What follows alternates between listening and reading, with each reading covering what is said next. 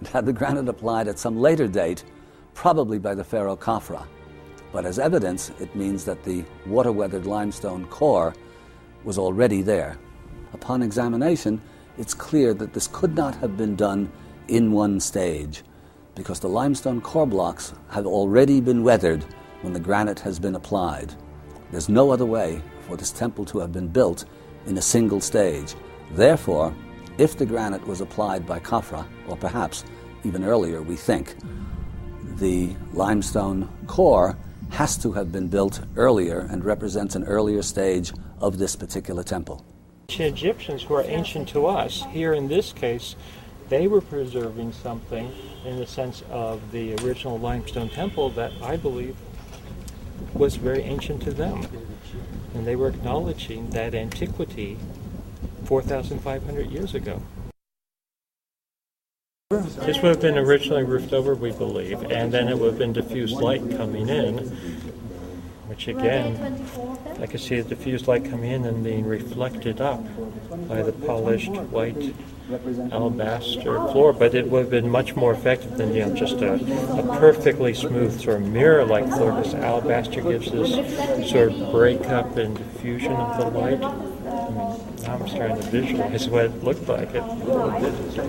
If you built this temple of much smaller stones, it would be a totally different effect. If you built it of brick, it would be totally different. You couldn't measure it. Maybe you even could. I don't know. Well, yeah.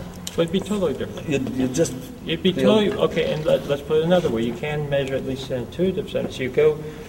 A lot of modern buildings, they are trying in a very crude, simplistic way to mimic this, I think. And what I'm referring to is where you have an interior that is steel bars and concrete and whatnot. And then, and this frustrates me as a geologist, they have a little thin veneer of real stone.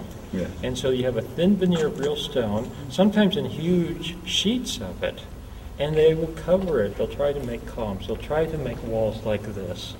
But it never quite, it doesn't mesh. It doesn't, even when it's brand new, none of the veneers come off. You can tell. You know it, and you can feel that. It may look pretty superficially, and somehow, it's like, how do you know it? Especially if it's brand new and all the joints match, but it's not the same.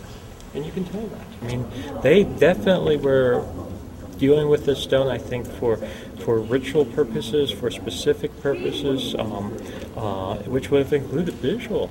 I mean, giving visual effects, giving, I think, effects in terms of how it, if we want to use the term, resonates, effects in terms of sound bouncing and playing. And even without the roof, it has a resonance in here. You can imagine if it's roofed over and you do a chant or